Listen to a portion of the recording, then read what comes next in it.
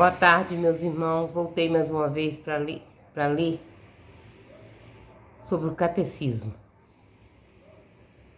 Estou deixando essa imagem, porque é uma imagem muito bonita do entardecer aqui em casa, então eu prefiro nem tirar nem pôr meu rosto, deixar a foto das árvores, que é muito linda. Então eu vou voltar para o catecismo da Igreja Católica. O pecado original. A liberdade posta à prova. Deus criou o homem à sua imagem e o constituiu em sua amizade, criatura espiritual. O homem só pode viver esta amizade como livre submissão a Deus. É isto que expressa a proibição como livre submissão a Deus. É isto que expressa a proibição feita ao homem de comer da árvore do conhecimento do bem e do mal, porque no dia em que dele comeres, com certeza morrerás. A árvore do conhecimento do bem e do mal evoca simbolicamente o limite intransponível que o homem, como criatura, deve livremente reconhecer e respeitar com confiança. O homem depende do Criador. Está submetido às leis da criação e às normas morais que regem o uso da liberdade. O primeiro pecado do homem. O homem, tentado pelo diabo, deixou morrer em seu coração a confiança em seu Criador e, abusando de sua liberdade, desobedeceu ao mandamento de Deus. Nisso consistiu o primeiro pecado do homem. Tudo porque todo pecado, daí em diante, será uma desobediência a Deus e uma falta de confiança em sua bondade. Neste pecado, o homem preferiu a si mesmo e não a Deus. Com isso, menosprezou a Deus, optou por si mesmo contra Deus, contrariando as exigências do seu estado de criatura e, consequentemente, de seu próprio bem, constituído em estado de santidade. O homem estava destinado a ser plenamente divinizado por Deus na glória.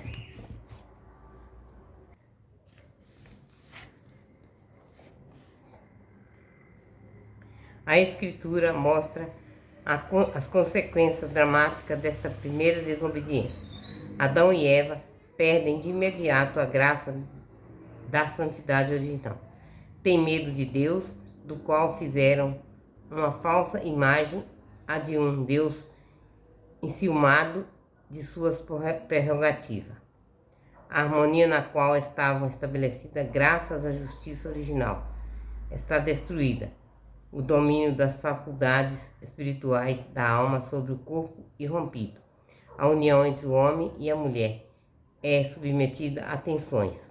Suas relações serão marcadas pela cupidez e pela dominação.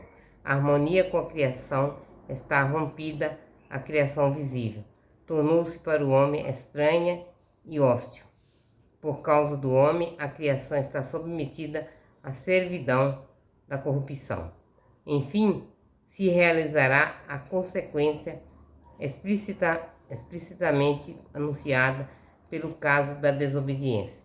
O homem voltará ao pó do qual é formado. A morte entra na história da humanidade. A partir do primeiro pecado, uma verdadeira invasão de pecado inunda o mundo. O fratricídio cometido por Caim contra Abel, a corrupção universal em decorrência do pecado. Na história de Israel, o pecado se manifesta frequentemente e, sobretudo, com infidelidade ao Deus da aliança e como transgressão da lei de Moisés. Mesmo após a redenção de Cristo, o pecado se manifesta de muitas maneiras entre os cristãos. A Escritura e a tradição da Igreja não cessam de recordar a presença e a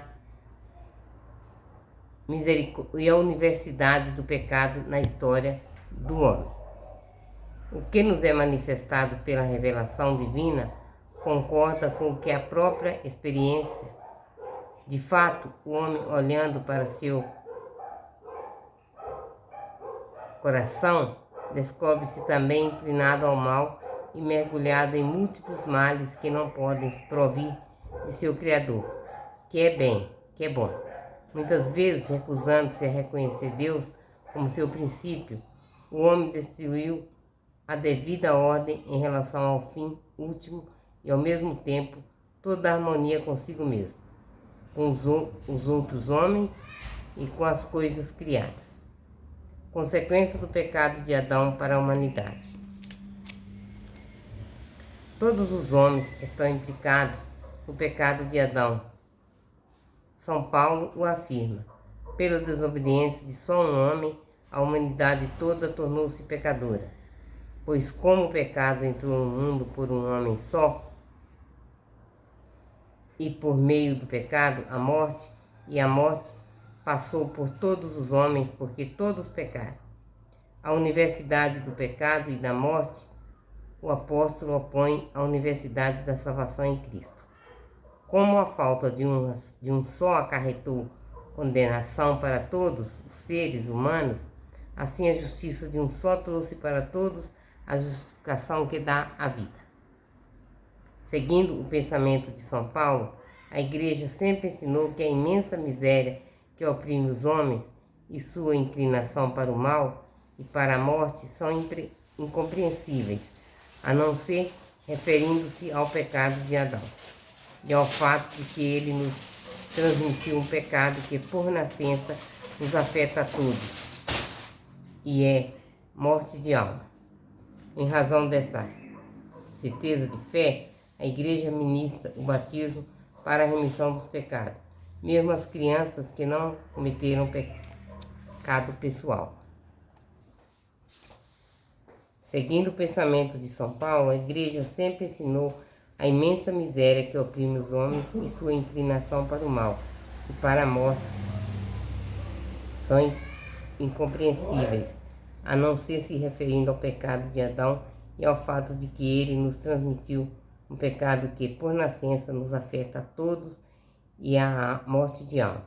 Em razão dessa certeza de fé, a Igreja ministra o batismo para a remissão dos pecados, mesmo as crianças que não cometeram pecado pessoal. De que maneira o pecado de Adão tornou-se o pecado de todos os descendentes? O gênero humano inteiro é em Adão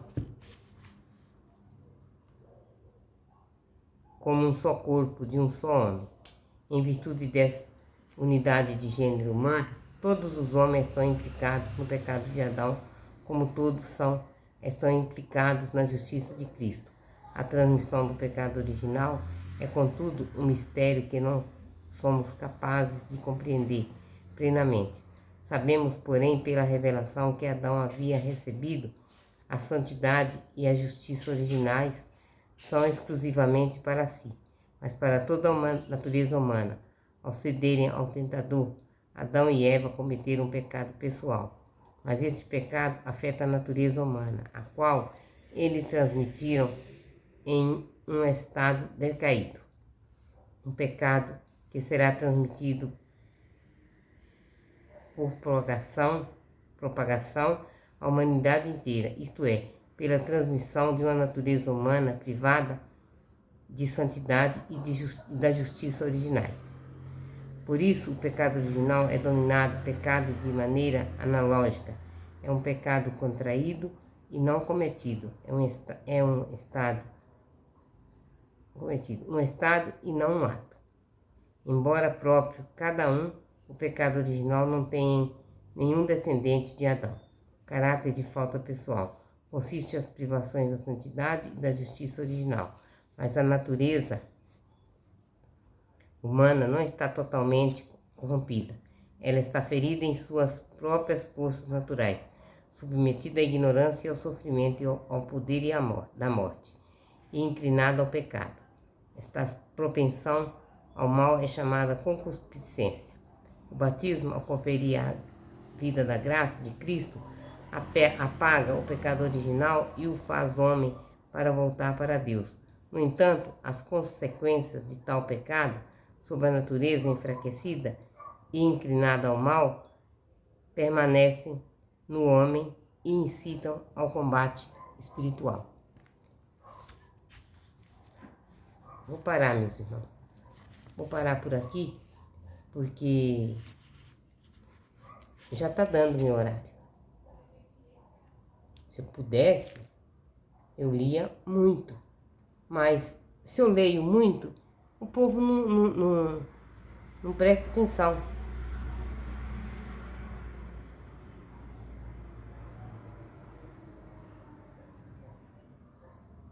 Porque é muita coisa. Eles preferem menos. Eu parei no 406. Eu comecei no